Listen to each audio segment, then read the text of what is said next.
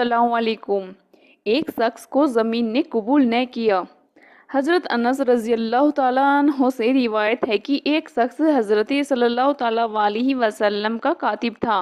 वह इस्लाम से फिरकर मुशरिकों से जा मिला तो हुजूर अक़दस सल्लल्लाहु ताला अलैहि वसल्लम ने उसके हक़ में बद्दुआ फरमाई कि उसको ज़मीन कबूल न करेगी।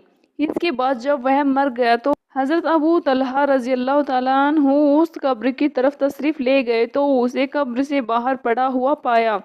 यह देखकर उन्होंने वहाँ के लोगों से यह मालूम फरमाया कि माजरा क्या है। तो उन्होंने बताया कि उसको हमने कई बार दफन किया मगर हर बार उसको ज़मीन ने बाहर फेंक दिया, इसलिए हमने बाहर ही छोड़ दिया। कुछ उस्तादों से इस किताब के लिखने वाले ने यह वाक़या सुना है कि एक आलिम की कब्र किसी ज़रूरत से खोदी गई जो मदीना मुनव्वरा में थी, तो उसमें एक लड़की की लाश निकली। देखने वालों में से कुछ लोग उस लड़की को पहचानते थे और उनको मालूम था कि यह फलां ईसाई की लड़की है।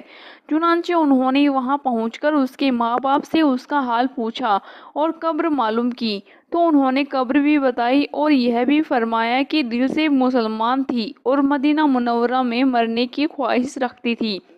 फिर उसकी कब्र खुदवा कर देखी गई तो उसमें उस आलिम की लाश निकली जिसकी कब्र में वह लड़की मदीना मुनव्वरा में देखी गई थी।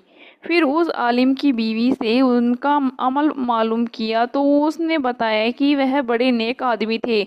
यह बात जरूर थी कि वे यूँ कहा करते थे। ईसाई मजहब में यह बात बड़ी आसानी की है कि उनके यहाँ जनाबत का गुस्ल जरूरी नहीं है, इसी वजह से वह उस लड़की की कब्र में पहुँचाए गए।